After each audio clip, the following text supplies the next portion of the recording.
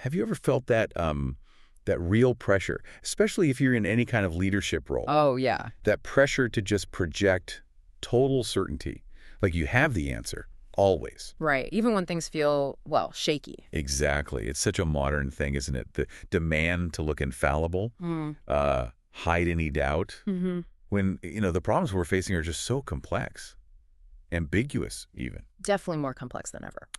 So, okay, let's unpack this a bit. Yeah. Today, we're diving deep into, well, courageous leadership. Good topic. And we're using Brené Brown as our guide. We're looking at her book, Dare to Lead, and some extra insights from her website, too. Right. And for those of you maybe familiar with Brené Brown's work, we want to go a bit deeper today. Yeah. Our mission really is to pull out the most powerful, maybe sometimes overlooked insights about what daring leadership really means. Mm-hmm.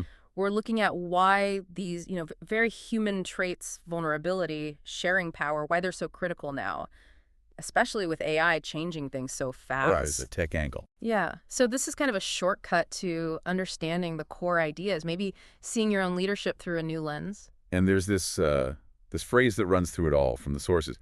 Brave work, tough conversations, whole hearts. That's the core. That's basically our compass for today. Exactly.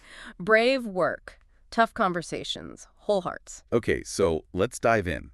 The first big shift Brown talks about, and it really does challenge traditional leadership ideas, is this. Okay. She says, when we dare to lead, we don't pretend to have the right answers.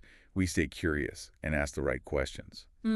That just flips the script on needing to be the smartest person, the one with all the solutions. It really does. It fundamentally shifts the expectation.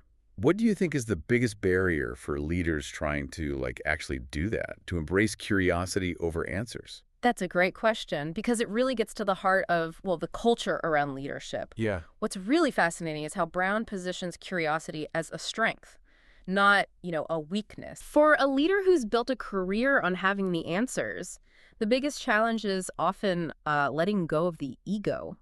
Ego. And the fear, frankly, of looking like they don't know. Imagine a leader in a meeting just saying, honestly, I'm not sure. What do you all think? What questions are we missing here? That takes courage in itself. It does. Yeah. And that simple act totally changes the dynamic. It's not top-down anymore, it's inquiry. Yeah. It fosters learning. Okay. And it helps move away from that paralysis you get when everyone feels they need absolute certainty before acting. It allows for, agility, innovation, which is just vital now. So that pressure cooker feeling we mentioned, the need for answers. Brown's saying basically ditch it. Pretty much. Shift from knowing to asking. Yeah. And fostering that learning, moving away from needing certainty. It makes me think about another thing leaders often hoard. Power. Brown totally reframes that too, doesn't she? Oh, absolutely. This is maybe one of the most compelling refilms. She challenges that old idea of power as like a fixed pie, something you guard. Right. If I give you some, I have less. Exactly. The source says, we don't see power as finite and hoard it. We know that power becomes infinite when we share it with others. Infinite when shared. Yeah. If you connect that to the big picture, it directly challenges these really deep assumptions about control, about authority. The whole hierarchy thing. The whole hierarchy thing. For centuries, power's often been seen as zero-sum. If you gain, I lose. Brown just turns that upside down. Okay, but how does that work in, the real world? Infinite power when shared. It sounds great. Maybe a bit idealistic. Well, okay, let's make it practical. Yeah. What are the results? So by reframing power this way, she's saying giving power away actually amplifies the total impact. Amplifies. Yeah, you get a much bigger result together than one person hoarding control could ever achieve alone. Think about a leader who actually delegates real decision-making, trusts their team to own it, solve the problem, not just tick off tasks. Yeah, real delegation. That's how power multiplies. It's not zero-sum then. It builds incredible trust. It empowers people to step up, take initiative. Right, they feel ownership. Exactly. Ownership, accountability. People are more engaged, more innovative, way more effective, ultimately. It's a shift from the leader having power to the leader enabling power in others. So sharing isn't losing power. It's actually creating more. Precisely. An amplification. And I guess when people feel empowered like that, they're maybe more willing to step into difficult moments. Yeah. Which brings us to vulnerability. Ah, yes, vulnerability. Our sources really highlight this. Mm-hmm. We don't avoid difficult conversations and situations. We lean into vulnerability when it's necessary to do good work. Mm-hmm. This feels like another one that really goes against the grain. Vulnerability often gets equated with weakness, right? Yeah. Especially at work. It really does, and that raises a key question, doesn't it? How often do we mistake vulnerability for weakness? When Brown argues, and I think rightly, that it's actually a profound act of courage, she's very clear, though. Leaning into vulnerability isn't just, like, oversharing everything. Right, not therapy sessions at work. No, exactly. It's not emotional dumping. It's the courage to show up authentically when things are tough. Okay, like what? Like admitting, I don't have all the answers here, but I'm committed to figuring this out with you all. Or saying, look, this decision is hard. I feel the weight of it, but here's why I think it's the right way forward. So honesty about the struggle. Honesty, authenticity, showing up with your whole self, flaws and all, that's what builds real trust, deep connection. It's about having those brave, tough conversations. With a whole heart. With a whole heart, yeah. Even when they're uncomfortable, because they're necessary for progress. It sounds really powerful. But, in reality, some workplaces do punish anything that looks like weakness. How do leaders actually navigate that risk? Lean into vulnerability without getting, hurt? That's a really important practical point, and this is where the nuance in her work is key. Yeah. A daring leadership isn't reckless, it's discerning. Leaning in requires boundaries. It requires trust. It requires reading the room, understanding the culture you're in. So calculated risks. Calculated risk and authenticity, yes. Not just, emotional nudity without context. Yeah. And it's also about trying to build a culture where vulnerability can be reciprocated. Building the culture. Where it's seen as a strength that connects people, not an opening for attack. It often starts small. Small acts of courage, testing the waters, building trust bit by bit. It's a skill you practice. Okay, it's a skill, not just a feeling. Definitely a skill. Requires practice. Now, what makes all this, the curiosity, the shared power, the vulnerability, what makes it feel so urgent right now, as Brown points out, is the cultural backdrop. Yes, the context. He says, daring leadership in a culture defined by scarcity, fear, and uncertainty requires skill building around traits that are deeply and uniquely human. Mm-hmm. That really grounds it. It does. It puts it right in our current reality. Mm-hmm. Absolutely. I mean, think about it. When we operate in environments where there's scarcity, not enough resources, time, attention, whatever, and when fear and uncertainty are just sort of in the air, what's the default human reaction? To pull back. Protect yourself. Exactly. Retreat, hoard what you have, play it safe, or maybe even lash out. You see it when budgets get tight, deadlines loom, people hunker down, protect their turf. Mm-hmm. But Brown argues these are the exact conditions where we most need human-centric leadership.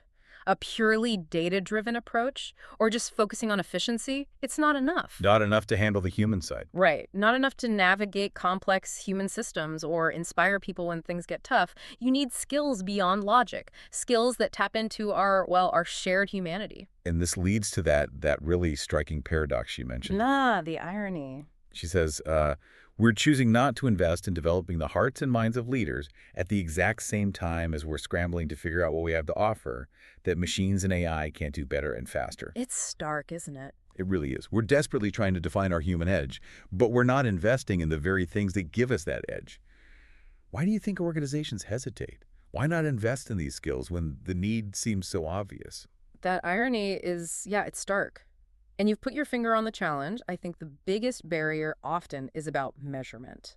Tangibility. ROI. ROI, exactly. It's much easier to quantify the return on, say, a new software system or automating a process. Mm-hmm. It's harder to measure the immediate dollar impact of building empathy or cultivating courage. Right. It's softer. It seems softer, and this paradox really forces a tough question. In our rush for efficiency, for automation, are we accidentally deprioritizing the human stuff? The stuff that's harder to measure, but maybe more valuable long-term. Exactly. Are we optimizing for the easily measurable, but maybe losing sight of what truly makes an organization resilient, innovative, able to thrive? And the risk. The risk is huge. We could end up with super efficient systems run by people who just aren't equipped for the messy human challenges, the ethical dilemmas, the relationship issues that AI can't solve.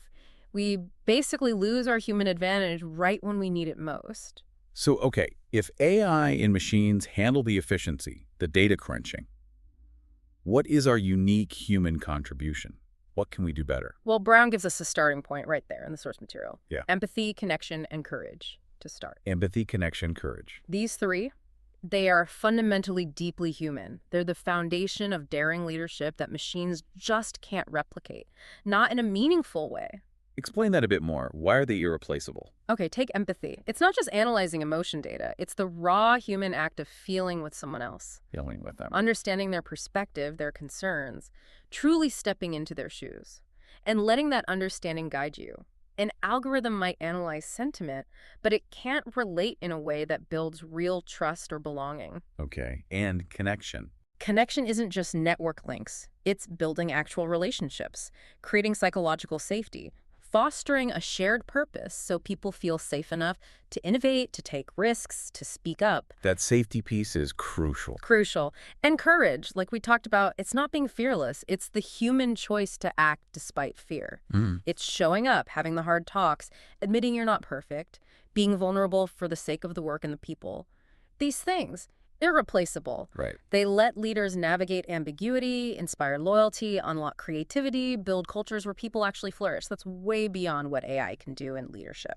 Okay, so let's try and pull these threads together then. We've talked about these core ideas from Brown. Yeah. Choosing curiosity over pretending you know everything. Right.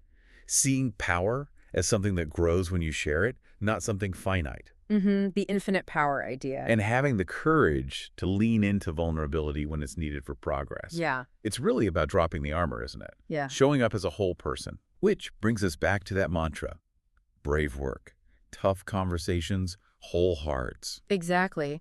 When you weave those principles together, curiosity, shared power, vulnerability, you get this cohesive approach to leadership. It's effective, yes, but it's also deeply human. It challenges our whole idea of what strength looks like in a leader. It's not about being impenetrable. It's the resilience that comes from being real. Yeah. And while we focused on Dare to Lead today, you see these themes all through Brené Brown's work, right? Books like Atlas of the Heart, Gifts of Imperfection, her podcasts. Unlocking us, dare to lead. Yeah, they all connect. It's a whole framework for living and leading with your whole heart.